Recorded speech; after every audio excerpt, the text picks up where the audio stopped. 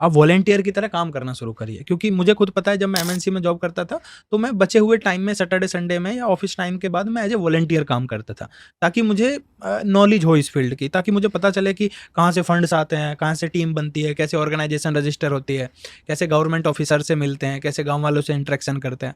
लेकिन आपने एक ही झटके में जॉब छोड़कर आप पूछ रहे हैं कि मुझे एनवायरनमेंट के फील्ड में करना है। और हमारे पूर्व राष्ट्रपति रामनाथ कोविंद जी थे, और खुद सावजी ढोलक थे, और काफ़ी पद्म विभूषण और पद्मश्री लोग थे। तो वहाँ पे हमें 3 लोगों को सम्मानित किया गया था। बहुत सारे लोग ऐसे थे आज भी जो अ, उनको देख के लगता है कि सरकार सच में कैसे-कैसे लोगों को चुन-चुन के पद्मश्री देती है ना? मतलब बहुत सारे ऐसे लोग थे जो चल नहीं पा रहे थे, क्या नहीं करते हैं, उन लोगों से पूछ-पूछ के मैंने थोड़ा पॉइंट्स नोट किए, और मैं कोशिश करूँगा कि अपनी लाइफ़ में उनकी बेस्ट प्रैक्टिसेज़ को मैं कोशिश करूँगा कि जीवन में अपनाऊँ।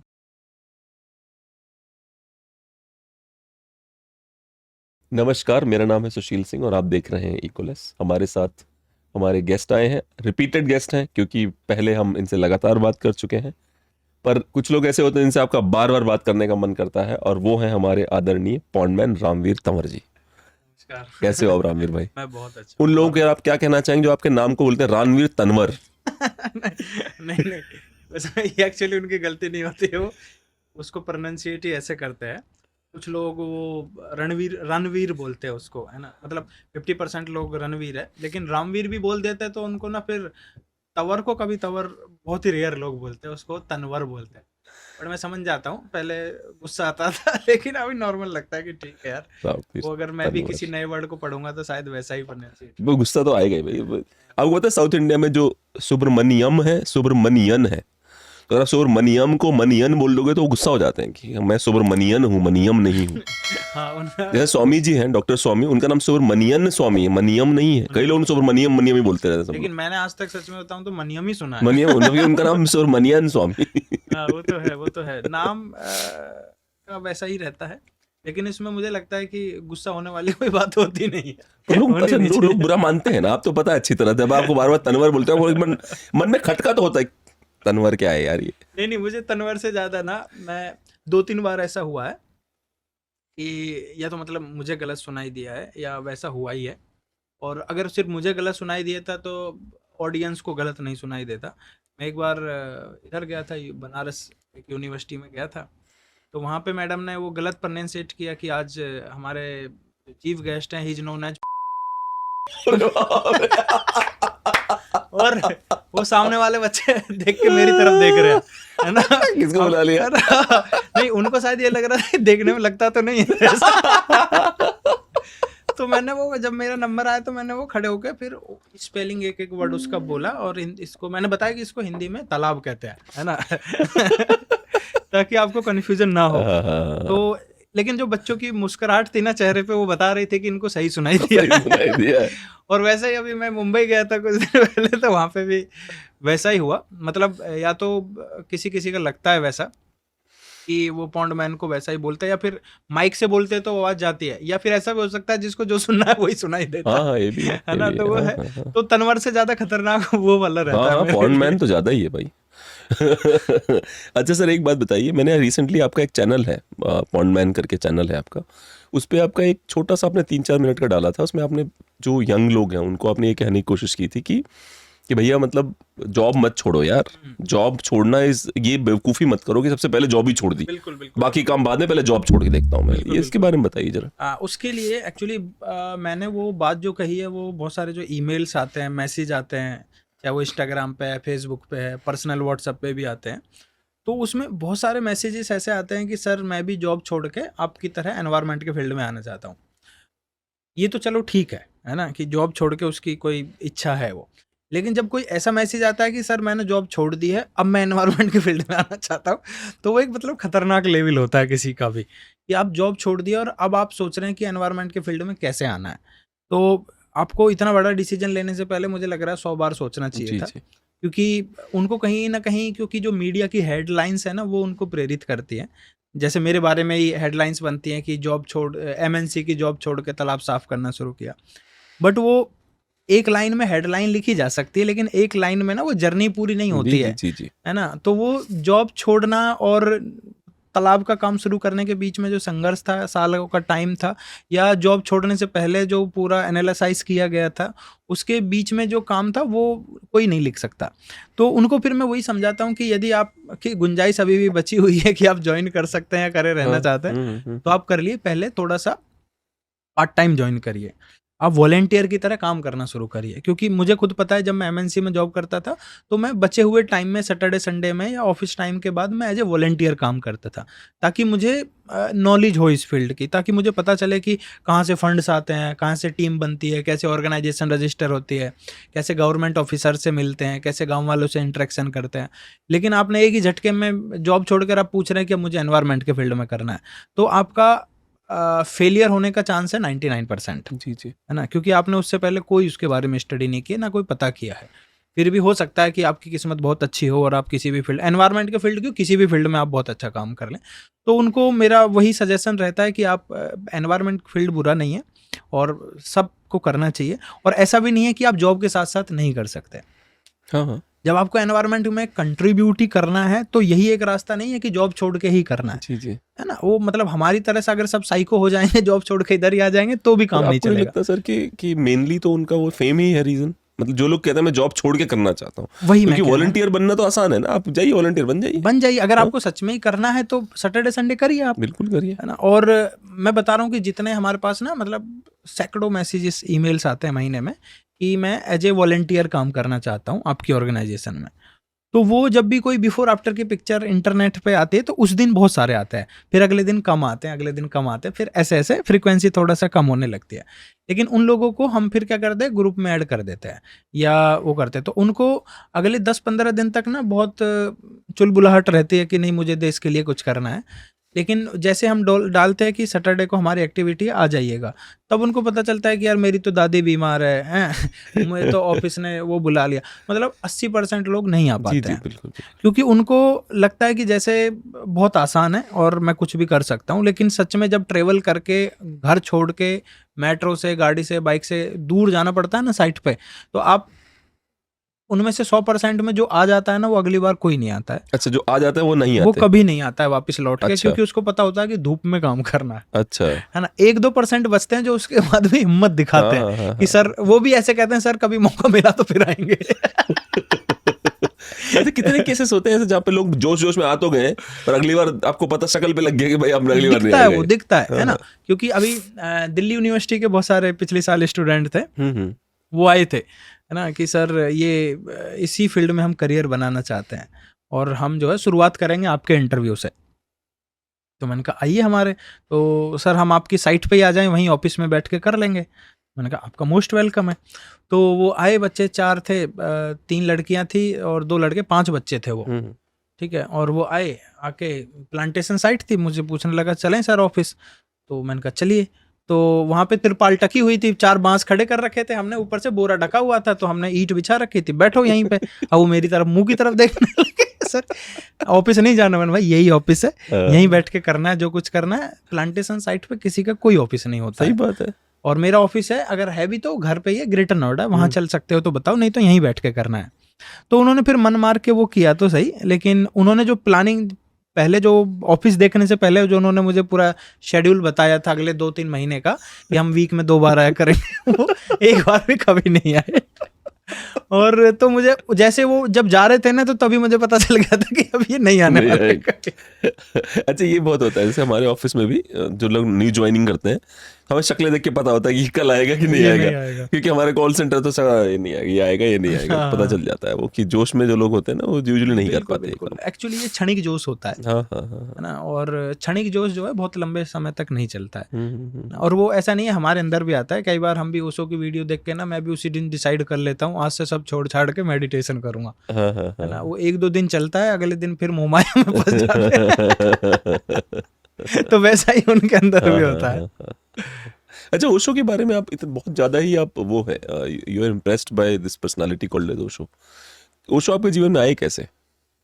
एक्चुअली ये जब मैं 12th के बाद था, तो कुछ ऐसे मित्र मिले। पहली बार तो जब मैं उनकी गाड़ी में, एक मित्र थे, उनकी गाड़ी में जब मैं बैठ के ट्रैवल कर रहा था, तो उन्होंने अपनी उस पे चलाया हुआ था। वहाँ मैंने ट्रैवल करते-करते सुना बट जब मैं उन्होंने मुझे ड्रॉप कर दिया, जब मैं पहले घर गया तो घर जाते ही सबसे पहले मैंने वही गूगल किया कि ये था कौन बंदा जो उसके कार में बोल रहा था। मैंने बोला तो मैंने सुनना शुरू किया और फिर मुझे लगा कि जो बोल रहा है, चाहे वो कड़वा लग रहा है लेकिन सही बोल रहा है ना? चाहे हम मेरे पास उसके जवाब हैं कि नहीं हैं, चाहे जो हमारी प्रथाएँ हैं, जो हमारी परंपराएँ हैं, चाहे वो एक बार के लिए मन में सोचना पड़ता है कि हाँ, वो गलत है ना? अपने को गलत ठहराना पड़ता है लेकिन थोड़ी देर बाद महसूस होता है कि कह तो ठीक रहा था। तो उससे मैं काफ़ी प्रभावित हूँ उनसे एक्चुअली और उनके विचारों से लगता है कि जैसे कोई स्वतंत्र आदमी बोल रहा बिल्कुल। है ना? वो ऐसा बोल रहा है कि जो ऑडियंस को खुश करने के लिए नहीं बोल रहा है।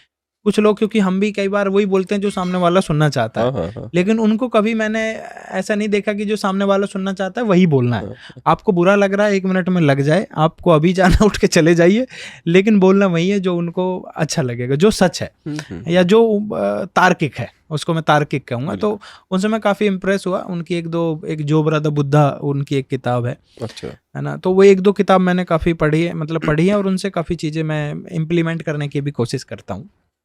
ओशो, रजनीश, मुझे ऐसा लगता है जो जो जहाँ तक मैंने उनको जाना है कि अपने समय से काफ़ी पहले पैदा हो गए वो। आज के समय में पैदा होते तो क्या पता, मतलब जैसे सोशल मीडिया के दौर में तो क्या पता पूरा देश ही कन्वर्ट हो जाता ओशोइज्म में। वो सत्ता पलट कर देते हाँ, किसी भी देश की। जीनियस थे वो, है ना?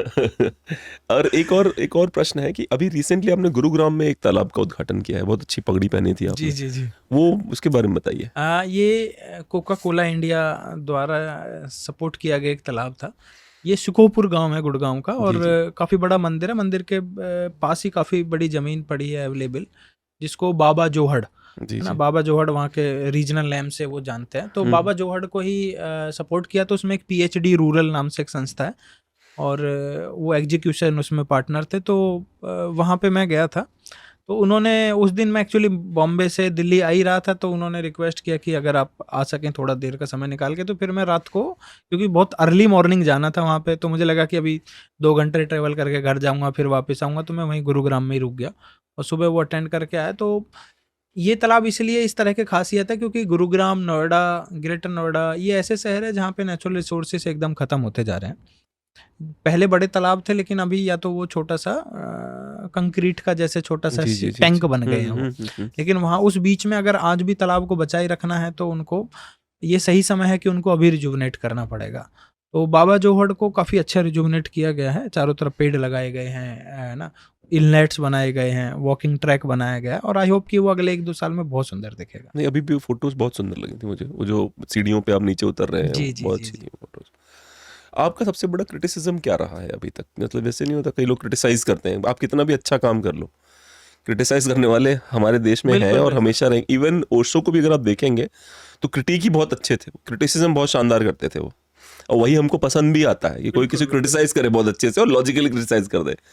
आपका सबसे लॉजिकल क्रिटिसिज्म किसने मेरा किया? जो लॉजिकल क्रिटिसाइज जो लोगों ने किया है वो है कि जो मैं टॉक देता हूँ, जो मैं कॉलेज या स्कूल्स में जाता हूँ, तो उसके लिए आई चार्ज, अच्छा, है ना? अच्छा। और वो बहुत नॉमिनल सा चार्ज होता है। अगर मेरे बच्चे मेरी वजह से फ्यूचर में मुझे ही गाली देंगे कि मेरा बाप सस्टेनेबल नहीं बना पाया हमको, है ना?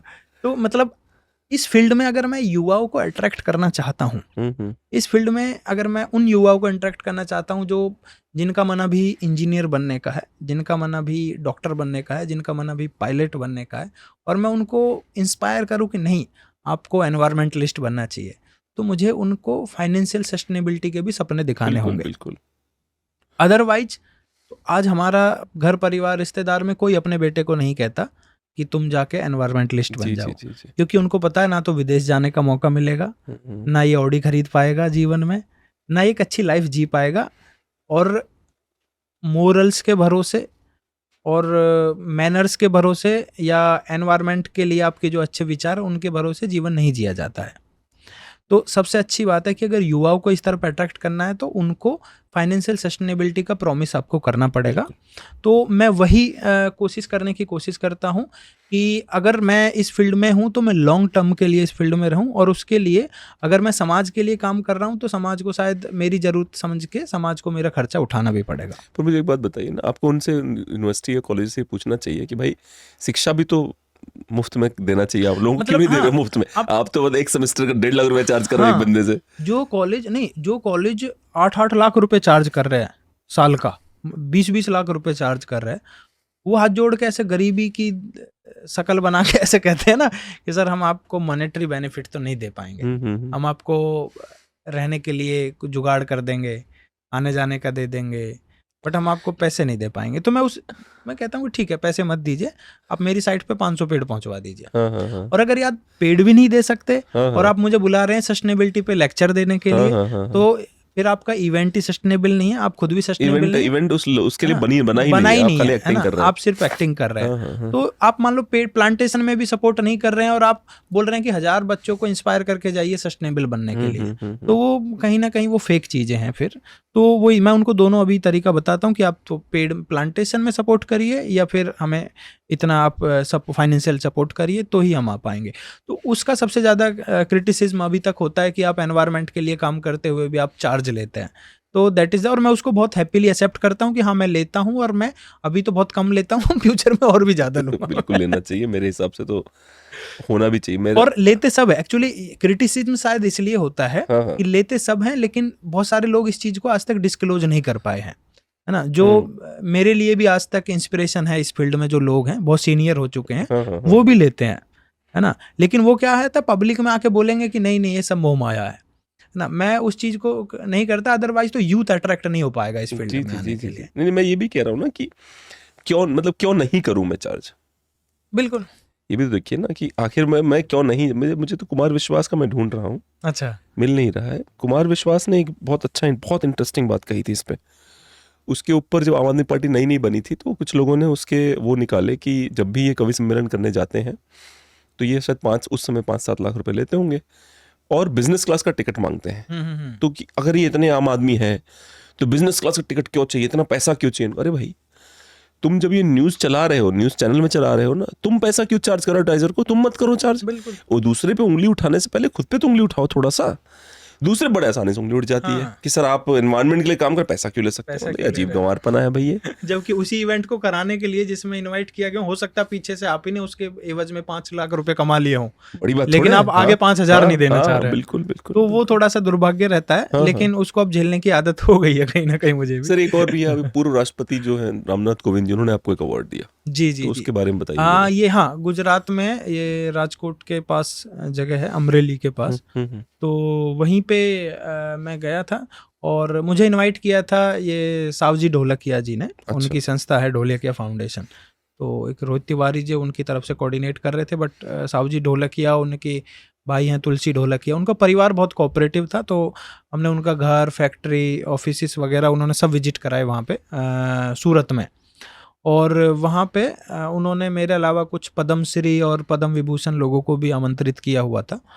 और फिर वहाँ से सूरत से हमें जाना था राजकोट के पास अमरेली एक जगह है, वहाँ पे हमें जाना था। और वहाँ शायद क्योंकि मैं, सब लोग 1-2 दिन पहले आ गए थे, मैं तुरंत तभी पहुँचा था मैं सूरत, और 2 घंटे बाद ही वापस से मुझे निकलना भी था अमरेली के लिए। तो मैंने कहीं ना कहीं उनसे रिक्वेस्ट किया कि सर मैं जस्ट अभी आया हूँ, तो मैं यहाँ से 1-2 लोगों से मिल भी लेता हूँ तब तक, तो मैं सुबह चला जाऊँगा, लेकिन सुबह इवेंट था। तो उन्होंने कहा ठीक है, फिर हम आपके लिए कुछ इंतजाम करते हैं। तो सुबह मैं उठा तो उन्होंने सुबह ही बोला कि सुबह पता चल जाएगा क्या इंतजाम है आपके लिए। तो सुबह उठा तो फिर उनकी टीम से फ़ोन आया कि सर आप एयरपोर्ट पहुँच जाइए, आपके लिए फ़्लाइट का अरेंजमेंट है। तो फ्लाइट का अरेंज, मैं गया तो वहाँ पे उनके जो सावजी ढोलकिया के छोटे भाई है तुलसी ढोलकिया, जी, तो वो थे, मैं था, और वहाँ पे एक चार्टर प्लेन की व्यवस्था थी। क्या बात है। तो मैं तो उसको देख मतलब बड़ा पहली बार VIP फीलिंग मुझे आ रही थी। मेरे लिए चार्टर प्लेन की व्यवस्था की गई है। तो उसमें जो 7-8 घंटे का टाइम लगना था, वो हमको उसने शायद 80-90 मिनट में उसने, क्या बात है, हमें वहाँ पे पहुँचा दिया। और वो काफ़ी मतलब कोऑपरेटिव फैमिली थी। हाँ, हाँ, उन्होंने जब हम जा रहे थे तो उन्होंने कहा कि हम आपको जहाँ पे हमने भी बहुत सारे तालाब बनाए, हाँ, हाँ, तो उन्होंने पायलट को कहा कि जहाँ पे हमारे तालाब हैं हाँ, हाँ, हाँ, तो रामवीर जी को वो दिखाते हुए जाना। हाँ, हाँ। तो उन्होंने इसलिए शायद ज़्यादा टाइम लिया, तो वो ऐसे मतलब जहाँ तालाब होता था नीचे जाते थे, तालाब दिखाते थे, फिर ऊपर जाते अच्छा थे। जी, क्या बात तो है। पूरा सफर उन्होंने काफी इंजॉयबल हाँ, बना। हाँ, हाँ, हाँ, हाँ, हाँ, तो तब लग रहा था कि चार्टर प्लेन होने का क्या हाँ, फायदा हाँ, है ना, हाँ, हाँ, हाँ, जहाँ जब मन करे मोड़ दो उसको गाड़ी की तरह। हाँ, तो बिल्कुल सही वहाँ बात है। पे गुजरात के माननीय गवर्नर साहब भी थे, अच्छा, और अच्छा। देवव्रत आचार्य जी, हम्म, तो वो थे, और हमारे पूर्व राष्ट्रपति रामनाथ कोविंद जी थे, और खुद सावजी ढोलक थे, और काफ़ी पद्म विभूषण और पद्मश्री लोग थे। तो वहाँ पे हमें 3 लोगों को सम्मानित किया गया था। एक मैं था, एक राजेंद्र सिंह जी थे जिनको मैग्सेसे अवार्ड भी मिला हुआ है, जी, इनको जी, हम और एक आनंद मल्लिक अवार्ड। जी, जी, जी, तो हम 3 लोगों को माननीय पूर्व राष्ट्रपति जी और गवर्नर साहब और सावजी ढोलकिया जी ने सम्मानित किया काम के लिए, और हमारे विचार भी उन्होंने जाने कि हम क्या करते हैं, कैसे करते हैं, और उन्होंने आमंत्रित किया कि गुजरात में यदि हम जो भी हमारी बेस्ट प्रैक्टिसेस हमने अब तक सीखी हैं, जो हमने ग्राउंड पे सीखा है, तो उसको अगर इम्प्लीमेंट करना है तो आप फील फ्री आप करिए, आपको जो जितना यहाँ पे करना है तो हमारी संस्था के साथ मिलकर आप कर सकते हैं।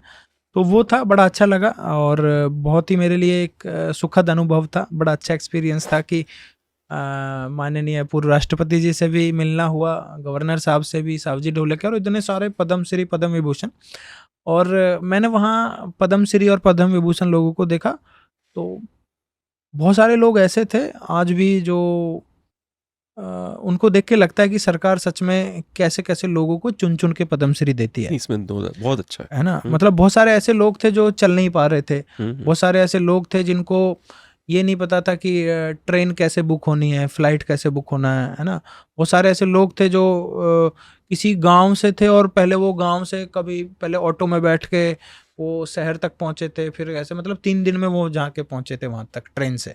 तो वैसे लोग थे, तो और लेकिन उनका काम जो था उनको देख के मतलब हमें लग रहा था कि अभी बहुत काम करने की बिल्कुल, जरूरत है। बिल्कुल। जितना उन लोगों ने काम किया है, उनकी एज निकल गई, उनकी जीवन निकल गया एक काम को करते करते, और अब वो जब 70 साल के हैं तो अब जाके उनको एक भारत सरकार ने एक रिकॉग्नाइज किया है उनको। तो उनकी फिर मैंने जितने भी पद्मश्री और पद्म विभूषण थे, तो उन लोगों की पूरा जैसे वो करते हैं, क्या नहीं करते हैं, उन लोगों से पूछ पूछ के मैंने थोड़ा पॉइंट्स नोट किए, और मैं कोशिश करूंगा कि अपनी लाइफ में उनकी बेस्ट प्रैक्टिसेस को मैं कोशिश करूंगा कि जीवन में अपनाऊं।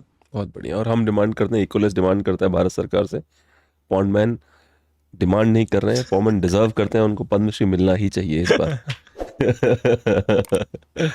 तो चलिए, बहुत अच्छा लगा आपसे बात करिए पॉन्डमैन जी। थैंक यू सो मच हमारे शो पे आए, और जल्दी ही दोबारा बुलाएंगे, तीसरी बार। बिल्कुल। Thank you so much.